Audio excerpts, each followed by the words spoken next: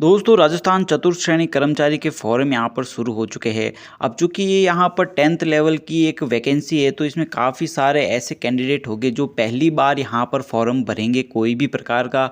तो उनको यहाँ पर एसएसओ आईडी के अंदर अपना वन टाइम रजिस्ट्रेशन तो करना ही पड़ेगा। अब यहाँ पर वन टाइम रजिस्ट्रेशन आपको करना है, लेकिन उसमें बहुत सारी प्रॉब्लम्स यहाँ पर क्रिएट होती है। आप मेरे सारे वीडियो के नीचे कमेंट भी पढ़ सकते हो कि कितनी सारी प्रॉब्लम्स यहाँ पर कैंडिडेट को आती है। तो आप सही तरीके से वन टाइम रजिस्ट्रेशन कैसे करेंगे? अब चूंकि जो 10th पास स्टूडेंट है वो पहली बार यहाँ पर ओटीआर करेंगे, तो बिना किसी गलती के अच्छे से ओटीआर कैसे करना है, ये सारी डिटेल इस वीडियो में बताई गई है। और उसके बाद यहाँ पर आपको अपना फॉर्म भी कैसे फिल करना है वो भी यहाँ पर बताया गया है। तो इस वीडियो को आप पूरा ज़रूर देखिए, आपके लिए बहुत ही हेल्पफुल यहाँ पर रहने वाला है। फिर अपना OTR की KYC भी करनी पड़ेगी। तो अब इसका क्या यहाँ पर प्रोसेस रहता है, आप अगर ये सारी चीज़ें पहली बार करने वाले तो आपको ये सब काम कैसे करना है डिटेल में हम बात करेंगे, सारे डाउट क्लियर करेंगे। तो चलिए यहाँ पर वीडियो को शुरू करते हैं। तो सबसे पहले आप यहाँ पर स्क्रीन पर देख सकते हो कि इस तरह से आप एसएसओ आईडी में लॉगिन हो जाएंगे। अगर आप पहली बार वन टाइम रजिस्ट्रेशन यहाँ पर कर रहे हैं तो आपको वन टाइम रजिस्ट्रेशन को कैसे कंप्लीट करना है बिना किसी मिस्टेक के, तो आपको सिंपली यहाँ पर रिक्रूटमेंट पोर्टल पर क्लिक कर देना है। यहाँ पर क्लिक करने के बाद आपको यहाँ पर दिखाई देगा वन टाइम रजिस्ट्रेशन, इस पर आपको सिंपली क्लिक करना है। क्लिक करने के बाद आपके सामने इस तरह से एक डैशबोर्ड ओपन हो जाएगा। तो यहाँ पर सबसे पहला ऑप्शन है, क्या आप राजस्थान के मूल निवासी है क्या। अगर आप राजस्थान के निवासी है तो आप यस पर क्लिक करेंगे, और अगर आप नहीं हैं तो नो पर क्लिक करेंगे। अगर ये ऑप्शन गलत फिल हो गए तो फिर इनको करेक्शन करना बहुत ही डिफ़िकल्ट है, तो आप पहले ही इसको आराम से फिल कीजिए। तो ये है आर यू राजस्थान कैंडिडेट, तो यस या नो आप अपने अकॉर्डिंग करेंगे। फिर यहाँ पर आपके सामने तीन ऑप्शन दिखाई देंगे, एक तो जन आधार से ओटीआर करने का, आधार कार्ड से ओटीआर करने का, और एक होगा एसएसओ प्रोफाइल से ओटीआर करने का। अगर देखा जाए तो तीनों में से सबसे बेस्ट ऑप्शन रहता है आधार कार्ड से ओटीआर करने का।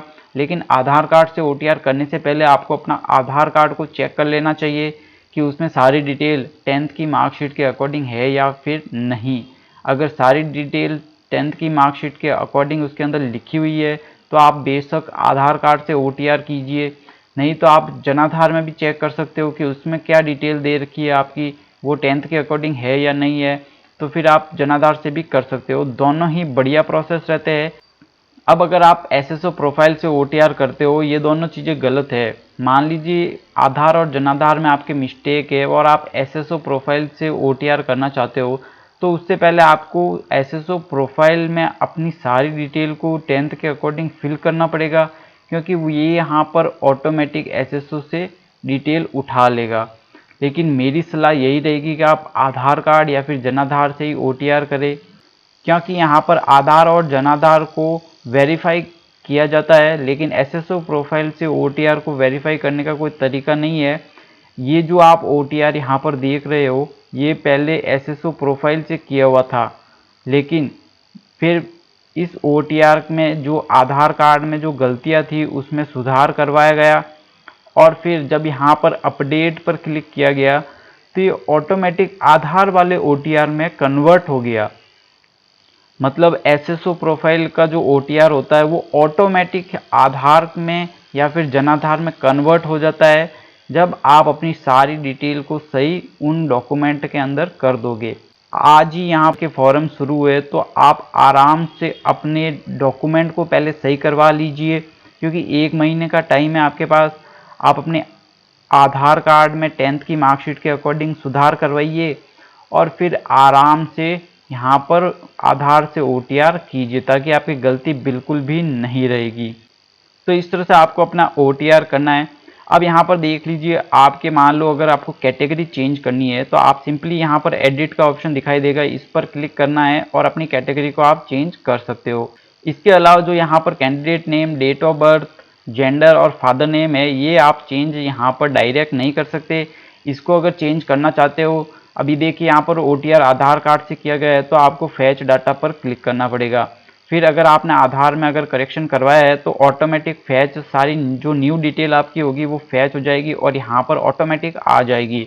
मतलब मैनुअली इसको करने का कोई ऑप्शन नहीं है, आपको बस फैच डाटा का ही यूज़ करना पड़ेगा। इसके बाद आप अपनी कैटेगरी के अकॉर्डिंग जो भी फीस का पेमेंट है वो करेंगे। तो इसके बाद आपको यहाँ पर व्यू रिसिप्ट का ऑप्शन आ जाएगा। जब ये ऑप्शन आ जाए तो इसका मतलब समझिए कि आपकी फ़ीस पेमेंट कंप्लीट हो चुकी है। इस तरह से आपका OTR कंप्लीट यहाँ पर हो जाएगा। OTR कंप्लीट करने के बाद आपको जाना है OTR E-KYC पर। अब यहाँ पर देखो, अभ्यर्थी अपनी लाइव फोटो हस्तलिपि की जांच कर संतुष्ट हो जाने के बाद ही OTP दर्ज करके E-KYC करे। मतलब जब तक आपको ये दोनों डॉक्यूमेंट सही नहीं लगे तब तक आप इसको वापस से रीट्राई करते रहे। उसके बाद ही जो नीचे यहाँ पर सबमिट का ऑप्शन दिखाई देता है वहाँ पर आपको क्लिक करना है। और फोटो यहाँ पर क्लिक करने के लिए शर्त है कि पीछे बैकग्राउंड वाइट होना चाहिए और आपको यहाँ पर आंखों को झपकाना है ताकि आपका फ़ोटो कैप्चर कर सके आराम से। इसके बाद हैंड रिटन स्पेसिमेन की अगर बात की जाए तो आपके सामने इस तरह से एक डॉक्यूमेंट आएगा, इसको आपको प्रिंट निकालना है। फिर यहाँ ऊपर हिंदी में जो भी ऊपर लाइन लिखी हुई है उसको फिल करना है। ऐसे कैसे लिखना है, अपना नाम, पिता का नाम, डेट ऑफ बर्थ के साथ ये सारी चीज़ें लिखनी है और यहाँ अपने सिग्नेचर करने हैं। इसके बाद नीचे भी इंग्लिश में ऐसे कैसे आपको सारी डिटेल अपनी राइटिंग में लिखनी है, सिग्नेचर करने हैं। फिर अपना SSO ID लिखना है और OTR नंबर लिखना है। अब OTR नंबर कौन सा होता है वो मैं अभी आपको बता दूंगा। नीचे आपको अपना एड्रेस लिख देना है। तो इस तरह से आपको अपना ये सारा फॉर्म फिल करना है। ये जो यहाँ पर फॉर्मेट दे रखा है इसको फिल करना है। सिग्नेचर में कन्फ्यूज़न रहता है कि हिंदी में भी करने हैं और इंग्लिश में भी करने हैं क्या, तो दोनों जगह अपने नॉर्मल सिग्नेचर ही करने हैं जो आप एग्ज़ाम के अंदर करते हो। मतलब एग्ज़ाम के अंदर जैसे भी सिग्नेचर करते हो वही करने हैं। हिंदी इंग्लिश का सिग्नेचर में कोई लेना देना नहीं होता है। उसके बाद अब बात करते हैं OTR नंबर कौन से है। जब वन टाइम रजिस्ट्रेशन अपना कंप्लीट कर दोगे तो यहाँ पर आपको दिखेंगे रजिस्ट्रेशन नंबर। ये जो नंबर रजिस्ट्रेशन नंबर आपको यहाँ पर दिखाई दे रहे हैं यही आपके OTR नंबर है। तो यही आपको यहाँ पर फिल करने हैं। अगर आपको अपने OTR में अपना मोबाइल नंबर या फिर ईमेल आईडी को अपडेट करना है तो आप यहाँ पर क्लिक करेंगे। ये जो प्रोफाइल का सेक्शन होता है यहाँ पर आपको क्लिक करना है। अब देखिए यहाँ पर आपको अपने मोबाइल नंबर और ईमेल आईडी शो हो जाएंगे। यहाँ पर जो पेन का सिंबल आपको दिखाई दे रहा है अपडेट पर्सनल ईमेल, और फिर देखो यहाँ पर भी दिखाई दे रहा है अपडेट मोबाइल नंबर।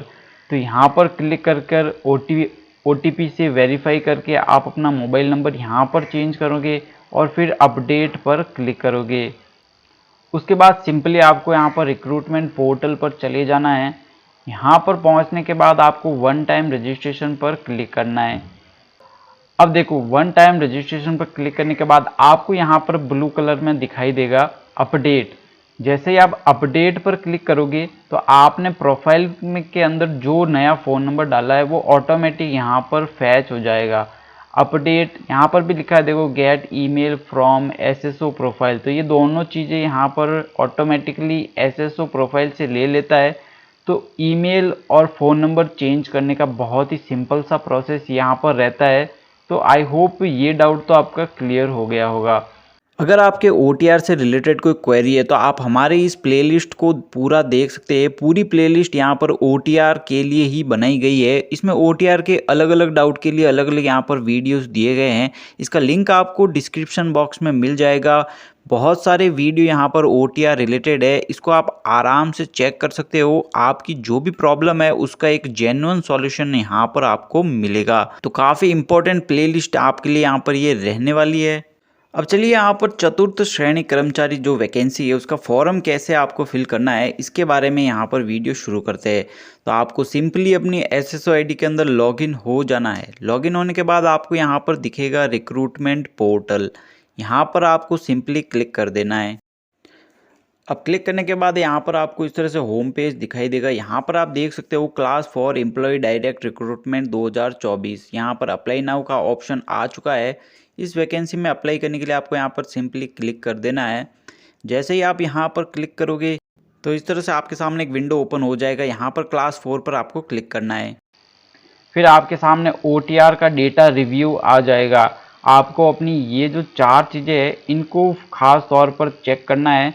ये 4 चीज़ें अगर आपकी सही है तो फिर मतलब आप आगे बढ़ सकते हो, वरना यहाँ पर अपडेट का ऑप्शन दे रखा है, आपको वापस OTR में ले जाएगा, वहाँ पर से आपको सही करना पड़ेगा। यहाँ पर साफ साफ भी लिखा है कि रिजर्व्ड कैटेगरी कौन सी होती है, तो यहाँ लिखा है EWS MBC non creamy layer, OBC non creamy layer, SC ST शहरिया, ये सारी जो कास्ट है वो रिजर्व्ड है, बाकी की सारी अनरिजर्व्ड है। तो ये भी आपको पता चल गया होगा। प्रोसीड पर आपको क्लिक करना है। इसके बाद OTR से आपकी सारी डिटेल ऑटोमेटिक ये ले लेगा। अगर आपको ब्लैक में दिखाई दे रहा है वो आप चेंज नहीं कर सकते, लेकिन बाकी में आप चाहो तो चेंज कर सकते हो। जैसे आपकी कैटेगरी है तो इसको आप चेंज कर सकते हो यहाँ पर फॉर्म भरते समय। फिर नीचे ऑप्शन आता है आपके एड्रेस का, आप अपना एड्रेस को भी चेंज करना चाहो तो कर सकते हो, उसमें कोई प्रॉब्लम नहीं होती है। मैंने आपसे कहा था कि आपको OTR जन आधार या फिर आधार कार्ड से ही क्यों करना चाहिए, SSO प्रोफाइल से करने से थोड़ा बचना चाहिए। तो इसका रीज़न आपको साफ साफ यहाँ पर दिखाई देगा। यहाँ लिखा हुआ है Aadhaar card number status verified by candidate. तो अगर आप SSO प्रोफाइल से OTR करते हो तो यहाँ पर ये आपको नहीं दिखाई देगा। अगर आप जनाधार से करते हो, आधार से करते हो, तो ही आपको ये यहाँ पर दिखाई देगा, जो कि एक बहुत ही बढ़िया चीज़ रहती है फॉर्म फिल करते समय। तो इसलिए आपको SSO प्रोफाइल से करने से थोड़ा बचना चाहिए। उसके 2 रीज़न मैंने आपको बताए। पहला तो ये स्टेटस आपको दिखाई नहीं देगा आपके फॉर्म में, और सेकंड होता है कि आपको अपना OTR अपडेट करना मुश्किल हो जाता है। इन दोनों तरीक़ों से करोगे तो आपका OTR अपडेट भी आसानी से होगा, और आपको इस तरह से फॉर्म में आपका स्टेटस भी दिखाई देगा कि वेरीफाइड है। इसके बाद आपको सिंपली नेक्स्ट पर क्लिक करना है। फिर यहाँ पर लिखा है कि क्या आपके मोबाइल नंबर और ईमेल सही है, तो आपको अगर सही लगते हैं तो यस पर आपको क्लिक कर देना है। उसके बाद आपके सामने यहाँ पर नेशनलिटी, आपका गृह राज्य, होम डिस्ट्रिक्ट, ये सारे ऑप्शन आ जाएंगे। पूर्व स्थापित है या नहीं है तो वो आपको सेलेक्ट कर देना है। अब अगर आपने OTR में RU राजस्थान कैंडिडेट में यस नो की कोई गलती कर दी है तो यहाँ पर आप अपना जो भी स्टेट है वो आप यहाँ पर डाल दोगे। यस करोगे तो आपके सामने सिर्फ राजस्थान का ही ऑप्शन आएगा, नो करोगे तो और भी बहुत सारे ऑप्शन आपके सामने आ जाएंगे। फिर उसके बाद आप क्या भूतपूर्व सैनिक है, क्या आप उत्कृष्ट खिलाड़ी है, राज्य सरकार के कर्मचारी है, क्या आपको एज रिलैक्सेशन चाहिए, तो ये सारी चीज़ें आप अपने अकॉर्डिंग सेलेक्ट कर दोगे। इसके बाद अगला ऑप्शन आता है यहाँ पर एजुकेशनल क्वालिफिकेशन का। यहाँ पर आप साफ साफ देख सकते हो कि 10th की मार्कशीट यानी 10th की डिटेल के आगे स्टार मार्क है, मतलब उसको फिल करना कंपलसरी है। उसके अलावा अगर आप दूसरी अपनी डिटेल्स नहीं देते हो तो उससे कोई प्रॉब्लम यहाँ पर नहीं होने वाली है। तो आपको यहाँ पर जो 10th की जो मार्कशीट है वो ऑटोमेटिक OTR से फैच हो जाती है। तो आपको यहाँ पर कोई भी अपलोड कुछ भी लिखने की ज़रूरत यहाँ पर नॉर्मली नहीं पड़ेगी। आपको सिंपली नेक्स्ट पर क्लिक कर देना है। अब देखिए नेक्स्ट पर क्लिक करने के बाद आपके सामने ऑप्शन आ जाएगा अपना फ़ोटो और सिग्नेचर अपलोड करने का।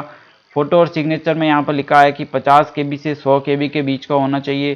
सिग्नेचर लिखा है 20 से 50 के बीच का होना चाहिए। तो हम फाइल को यहाँ पर चूज़ कर लेंगे। उसके बाद आपके पास यहाँ पर बॉडी मार्क को फिल करना है तो आप यहाँ पर कर सकते हो। इस कॉलम को फिल करना ज़रूरी है, आप जो चाहे वो फिल कर सकते हैं, आपको इसको खाली नहीं छोड़ सकते।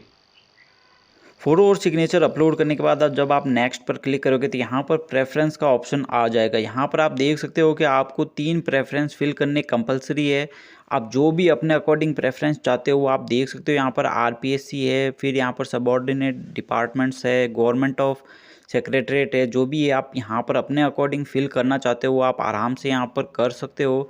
और उसके बाद आपको सिंपली यहाँ पर प्रेफरेंस फिल कर नेक्स्ट पर क्लिक कर देना है।